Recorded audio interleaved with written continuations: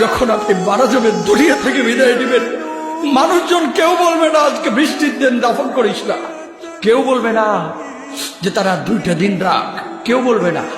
কবরের মধ্যে যখন নিয়ে যাওয়া হবে, আপনার স্ত্রীর কথা মনে পড়বে, আপনার সন্তানের কথা মনে পড়বে, আপনার বাবার কথা মনে পড়বে।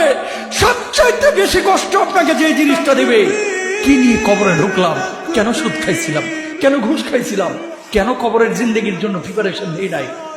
দুনিয়ার জিন্দেগিতে একটা মামলায় ফেসে গেলে সুপ্রিম কোর্টে যাওয়া যায়, উচ্চ আদালতে যাওয়া যায়।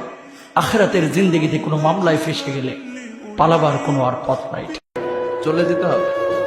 দালান ঘর, বাড়ি ঘর, টাকা পয়সার জন্য পাগল হয়ে থাকে আমরা, কিন্তু এটা আমার আসল ঘর নয়।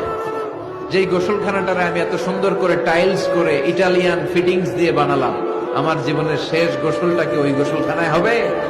কথা বলেন, যেখানে লাশ ধোয়ায় ওইখানে আমার গোসল হবে। এগুলো আমরা ভাবতে চাই না। কবরের জীবনটা আসল জীবন। কবর জগতে কোনো রং নাই, কবর জগতে কোনো স্বাদ নাই, কবর জগতে কিচ্ছু নাই, মাটি আর মাটি। হ্যাঁ, যদি আপনি মালিককে খুশি করে যেতে পারেন, অন্ধকারটাও আলোকিত হয়ে যাবে। কষ্ট করার সময় আপনার কবরের চিন্তা আপনি করেন, আমার কবরের চিন্তা আমি করব। আপনি আমাকে বেশি থেকে বেশি উৎসাহ দিতে পারবেন, ভাইয়া কবরটা সাজাইলা, সারা জীবন শান্তিতে থাকতে পারবে।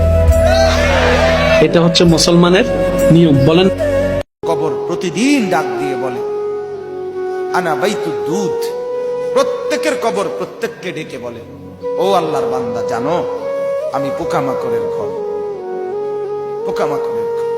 তুমি তো সেই বান্দা যে একটা মশা কানের পাশ দিয়ে উড়ে গেলে তোমার ঘুম বন্ধ হয়ে যায়, চোখ মিলে যায়।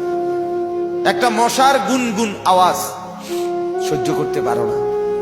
একবার কয়েল, একবার অ্যারোসল, একবার মশারি, এরপরেও তুমি চাও যে একটা মশাও যেন আমার কানের কাছে গুনগুন না করে। তো 5 ঘন্টার ঘুমের জন্য, 6 ঘন্টার ঘুমের জন্য বান্দা এই যত্ন নিলা, অনন্তকাল কিংবা বছরের পর বছর কবরের যে ঘুম দিবা, পড়ে থাকবা সেই ঘরে, পোকা মাকড়ের ঘর, সেই ঘরে তুমি ঘুমাইবা কেমনে, থাকবা?